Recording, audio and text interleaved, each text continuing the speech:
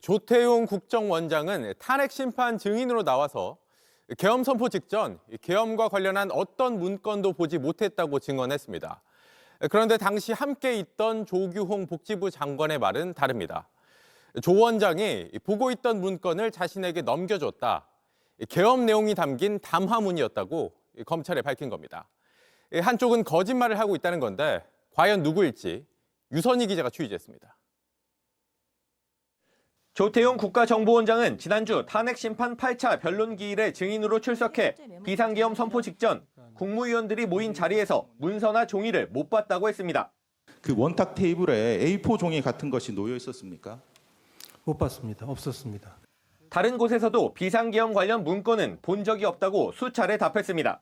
집무실이나 대접견실에서 피청구인 또는 김용현 장관으로부터 비상계엄 관련 문건을 받으신 건 없으신가요? 없습니다. 예. 그 비상계엄 선포문도 받거나 보지 못하셨습니까? 못 봤습니다. 예.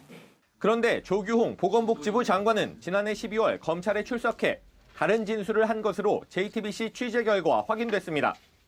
비상계엄 선포 직전 국무위원들이 모인 자리에서 윤석열 대통령이 말하고 있을 때 조 원장이 앞자리에 있었다면서 유인물을 보고 있는 것 같아 달라고 손짓했더니 갖고 있던 유인물을 넘겨줬다고 진술한 겁니다. 조 원장에게 받은 유인물은 담화문이었고 비상계엄 내용이 들어간 것도 봤다고 했습니다. 조 원장이 탄핵심판 변론에서 계엄 관련 문건 전반을 물었을 때 못 봤다고 한 것과 다른 정황을 진술한 겁니다. 이에 대해 조 원장은 JTBC에 그런 사실이 없다고 반박했습니다. 조 장관은 또 진술 조서 끝에 안건 상정, 제안 설명, 찬반 여부 표시, 의결 절차가 이행되지 않았고 의안 자체를 볼 수 없었기 때문에 당시 모였던 상황을 국무회의라고 생각하지 않는다고도 자필로 적었습니다. 윤 대통령이 조 장관과 오영주 장관을 기다린 게 11명을 채워 국무회의 요건을 갖추기 위한 것 아니었냐는 질문에는 그분, 즉 윤 대통령이 그런 생각을 할까요라고 답했습니다. 조 장관은 왜 그렇게 생각하냐는 질문엔 비상계엄 선포를 앞두고 긴박한 상황에서 그런 숫자 생각을 못했을 거라고 답한 것으로 파악됐습니다. JTBC 유선입니다.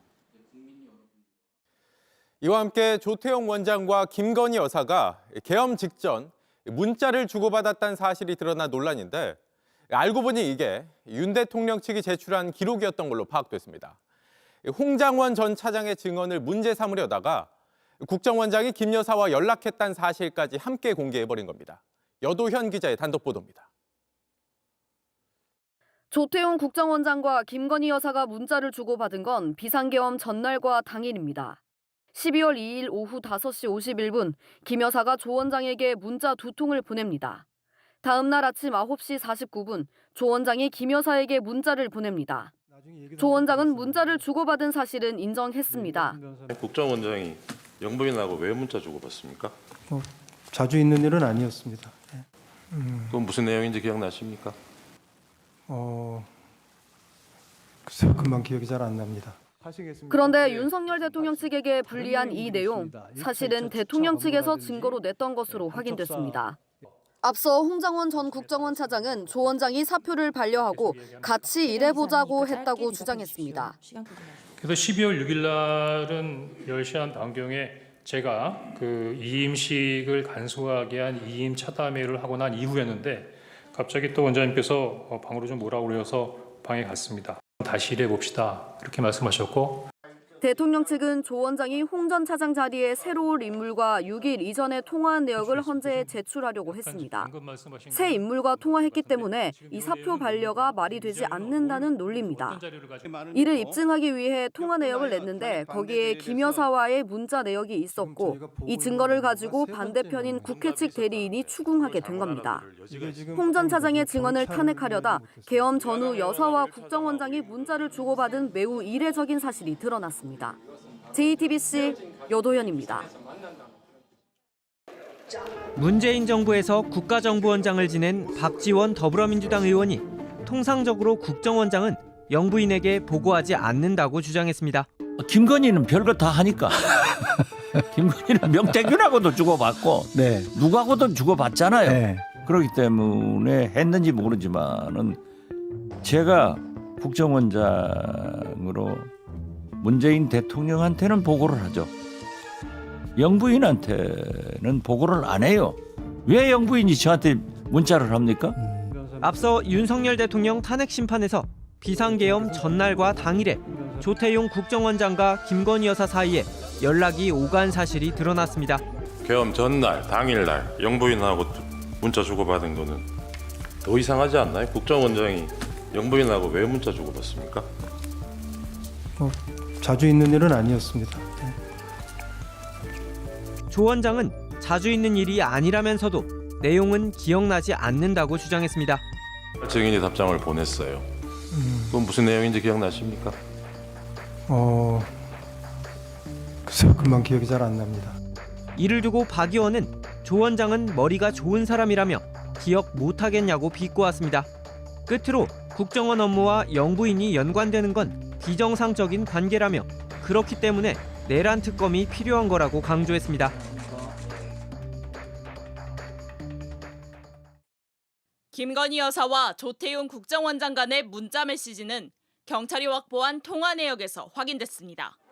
윤 대통령이 비상계엄을 선포하기 전날인 지난해 12월 2일 김 여사가 먼저 2차례 문자 메시지를 보낸 겁니다. 조 원장은 다음 날 답장을 한 걸로 나타났습니다. 탄핵 심판에 나온 조 원장도 사실을 인정했습니다.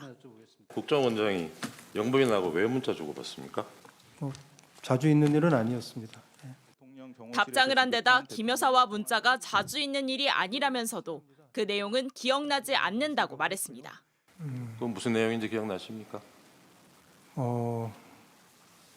글쎄요, 금방 기억이 잘 안 납니다. 그런 내용을 이 민감한 시기에 주고받았다는 걸로 누가 의심을 하면 어떻게 답변하시겠어요? 결국 뭐가 남아 있으면 그걸 보시면 판단이 되지 않을까 싶습니다. 대통령 부인이 국정원장에게 하필 비상계엄 전날에 직접 연락한 것을 두고 의문이 제기됩니다.